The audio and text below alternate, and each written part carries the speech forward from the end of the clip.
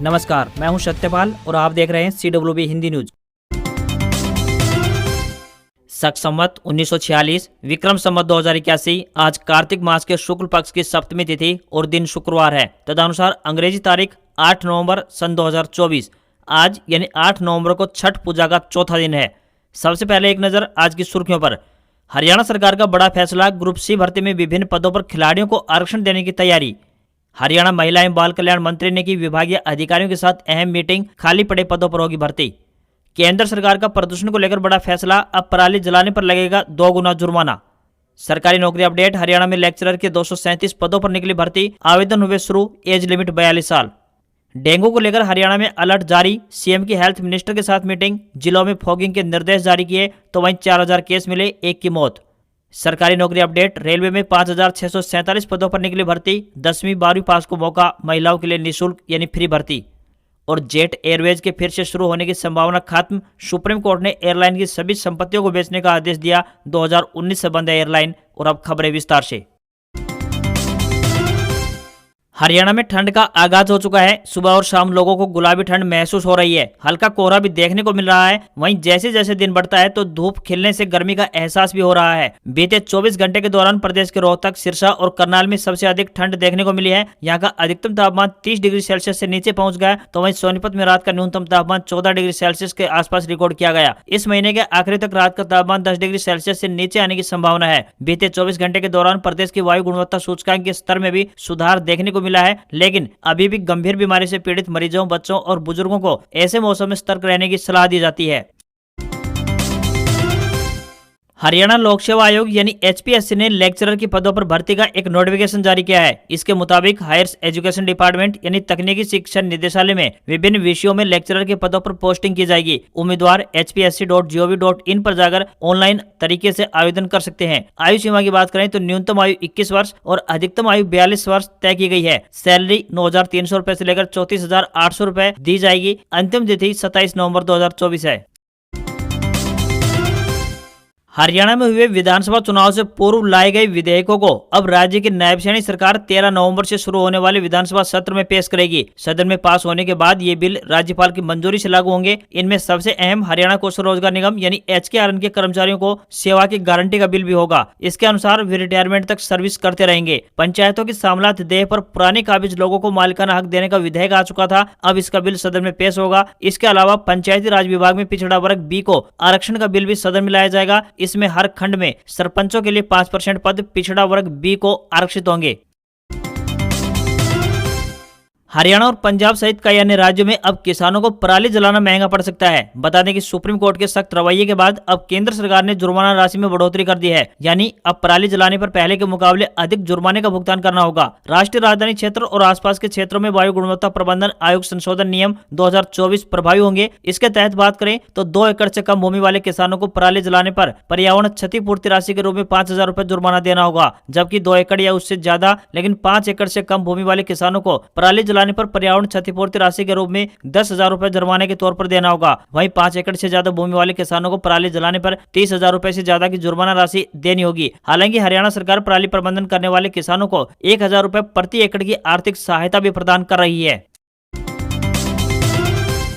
हरियाणा में खिलाड़ियों को बहुत जल्द बड़ी खुशखबरी मिल सकती है। सूबे की नायब सैनी सरकार ग्रुप C के सभी विभागीय पदों पर खिलाड़ियों के लिए 3% आरक्षण बहाल कर सकती है। बता दें कि वर्तमान में ग्रुप C पदों पर मात्र 7 विभागों में ही खिलाड़ियों की भर्ती का प्रावधान है। हरियाणा सरकार ने ग्रुप A, B और C पदों पर भर्ती हेतु खेल कोटे का आरक्षण खत्म कर दिया था। अब इस मामले को लेकर CM नायब सिंह सैनी गंभीर नजर आ रहे हैं और उन्होंने इसकी जिम्मेदारी मुख्य प्रधान सचिव राजेश खुल्लर को सौंप दी है। प्रदेश सरकार के इस फैसले का खिलाड़ी लगातार विरोध प्रदर्शन कर रहे थे। बाद में हरियाणा स्टाफ सिलेक्शन कमीशन यानी HSSC की ओर से चयनित पदों पर 3% पदों की संख्या के बराबर कोटा बहाल कर दिया था। पहले इसे गृह विभाग, सेकेंडरी शिक्षा विभाग, प्राइमरी शिक्षा विभाग और खेल विभाग तक के लिए सीमित कर दिया गया था, लेकिन खिलाड़ियों का विरोध बढ़ने के बाद खेल कोटे को 4 विभागों से बढ़ाकर 7 विभागों तक सीमित कर दिया गया है। उन्होंने अधिकारियों से यह भी जानकारी ली है कि इस पॉलिसी के तहत अब तक कितने पदों पर भर्ती हो चुकी है। इसके अलावा ग्रुप C के लिए 3% आरक्षण को सभी विभागों में लागू किए जाने पर भी विचार विमर्श किया गया है। हालांकि अब इस मामले पर अंतिम निर्णय CM नायब सैनी ही लेंगे।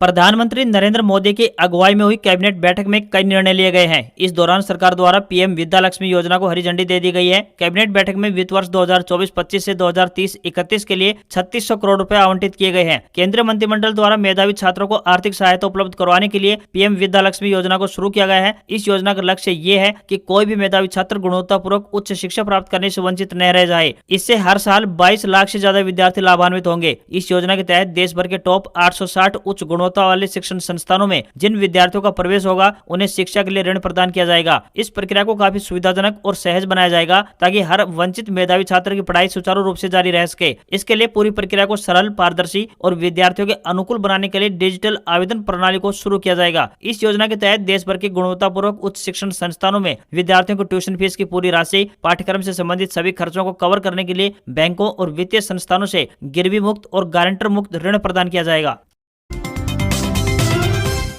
हरियाणा में लोगों के सफर को आसान बनाने की दिशा में निरंतर प्रयास हो रहे हैं। लगातार नए हाईवे और एक्सप्रेसवे का जाल बिछाया जा रहा है ताकि कम समय में ज्यादा दूरी तय हो सके और लोगों को शहर के ट्रैफिक जाम से भी निजात मिल सके। इसी कड़ी में प्रदेश में बुनियादी ढांचे को मजबूत करने के लिए एक और नए 4 लेन सड़क मार्ग का प्रस्ताव धरातल पर उतारने की तैयारियां जोरों शोरों से हो चुकी है। हरियाणा सरकार के लोक निर्माण विभाग ने डबवाली से लेकर पानीपत तक 4 लेन हाईवे के प्रस्ताव को धरातल पर अमली जामा पहनाने के लिए कमर कस ली है। मिली जानकारी के अनुसार आपको बता दें कि हाल ही में इसका रोडमैप तैयार करने के लिए लोक निर्माण विभाग के वरिष्ठ अधिकारियों के साथ भी चर्चा की गई है। राजस्थान पंजाब सीमा पर स्थित सिरसा जिले के डबवाली शहर से पानीपत तक 4 लेन हाईवे का निर्माण करने की लंबे समय से मांग भी उठाई जा रही है। ये 4 लेन प्रदेश के वंचित शहरों को बेहतर सड़क मार्ग प्रदान करेगा। लोक निर्माण विभाग के अनुसार डबवाली से शुरू होकर पानीपत तक बनने वाला प्रस्तावित 4 लेन हाईवे सिरसा, फतेहाबाद, हिसार और जींद जिले से होकर पानीपत में प्रवेश करेगा, जो कि डबवाली, कालावाली, रोडी, सरदुलगढ़, हांसपुर, रतिया, भुन्ना, सनियाना, उकलाना, लितानी, उचाना, नगुरा, असंध, सफीदों से पानीपत तक बनाया जाना प्रस्तावित है।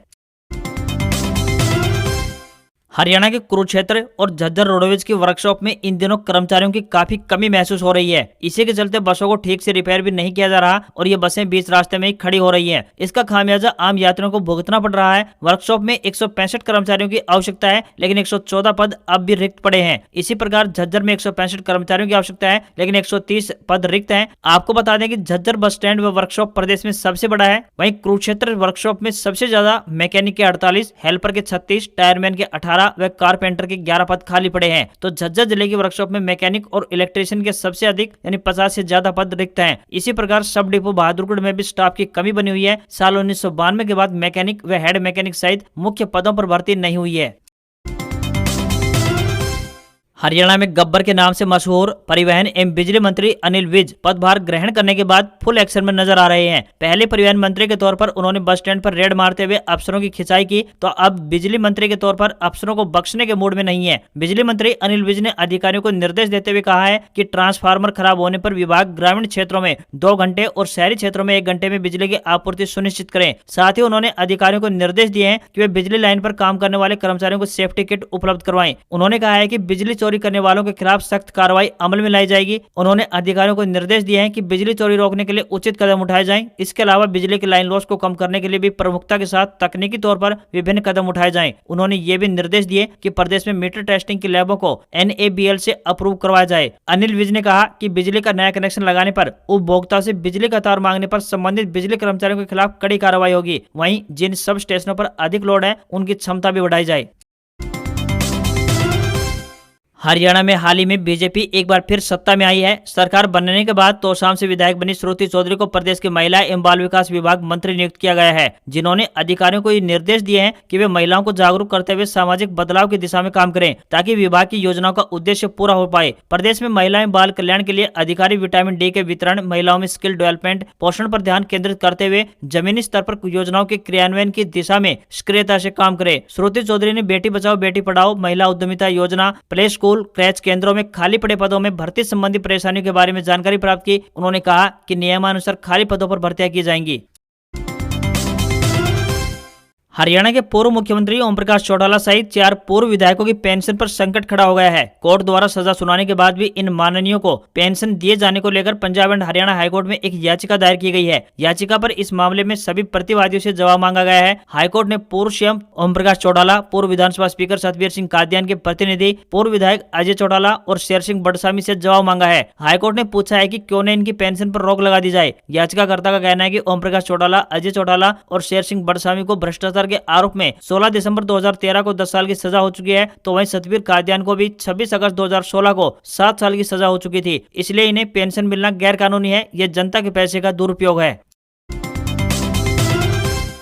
हरियाणा और पंजाब में डीएपी को लेकर मची हाहाकार के बीच कांग्रेस के महासचिव सांसद रणदीप सिंह सुरजेवाला ने भाजपा सरकार पर किसान विरोधी होने का आरोप लगाया। सुरजेवाला ने कहा कि हरियाणा, पंजाब सहित पूरे देश में डीएपी खाद के लिए किसान परेशान हैं। कांग्रेस महासचिव ने कहा कि हरियाणा, पंजाब, मध्य प्रदेश, राजस्थान और उत्तर प्रदेश में लाखों किसान पूरी रात और सुबह लाइनों में खड़े होकर पिट रहे हैं, कहीं लाठीचार्ज का शिकार हो रहे हैं, कहीं थानों में डीएपी खाद बांटा जा रहा है। वहीं किसान डीएपी खाद का एक बैग ब्लैक में 1900 रुपए लेने तक भी मजबूर हो रहा है। सुरजेवाला ने कहा कि यही हाल पंजाब का है, यही हाल मध्य प्रदेश, उत्तर प्रदेश, राजस्थान का भी है। स्टूडेंट्स अब 2 नहीं बल्कि 3 बार जेडब्ल्यू एडवांस का एग्जाम दे सकेंगे। एनटीए की नई गाइडलाइंस के अनुसार बता दें कि कैंडिडेट्स के पास अब मैक्सिमम 3 अटेम्प्ट्स होंगे जो वो लगातार दे सकते हैं। इसके अलावा गाइडलाइंस में बताया गया है कि 1 अक्टूबर 2000 को या फिर उसके बाद पैदा हुए स्टूडेंट्स ही इस बार जेडब्ल्यू एडवांस दे सकते हैं। हालांकि SC, ST और PWD कैंडिडेट्स को एज लिमिट में 5 साल की छूट दी गई है, यानी 1 अक्टूबर 1995 को या उसके बाद पैदा हुए कैंडिडेट्स। नोटिफिकेशन में यह भी कहा गया है कि अभी तक जेडब्ल्यू मेंस क्वालिफाई करने वाले top 2.5 lakh students JW advance के लिए एलिजिबल होते थे, लेकिन इस बार ये संख्या बढ़ाई जा सकती है।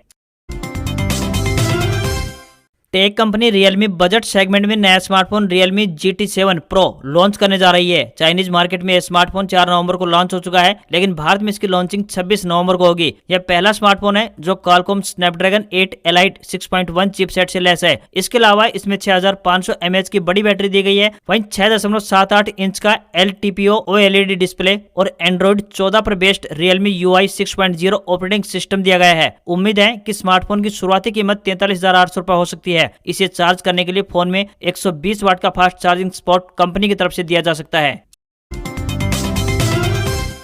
भारतीय शेयर बाजार में सेंसेक्स 836 अंक की बड़ी गिरावट के साथ 79,541 के स्तर पर क्लोज हुआ। निफ्टी में भी 284 अंकों की गिरावट रही और ये 24,199 के स्तर पर क्लोज हुआ। मेटल सेक्टर में सबसे अधिक 2.73% की गिरावट रही। ICICI बैंक, रिलायंस, इन्फोसिस, भारतीय एयरटेल और HDFC बैंक ने बाजार को सबसे ज्यादा नीचे गिराया, जबकि SBI और TCS ने बाजार को नीचे खींचा। 10 ग्राम 24 कैरेट गोल्ड का भाव 1580 रुपए गिरकर 76,556 रुपए पर आ गया। वहीं चांदी की कीमत में गिरावट रही और ये 2,748 रुपए गिरकर 90,153 रुपए प्रति किलो हो गई। दिल्ली में 10 ग्राम 22 कैरेट सोने की कीमत 72,150 रुपए और 10 ग्राम के 24 कैरेट सोने की कीमत 78,710 रुपए पहुंच गई है। आज खबरों में बस इतना ही। देखते रहिए आपका अपना हरियाणा का सबसे बेहतरीन news channel CWB Hindi news. नमस्कार। इसी आशा के साथ आपका दिन शुभ रहे।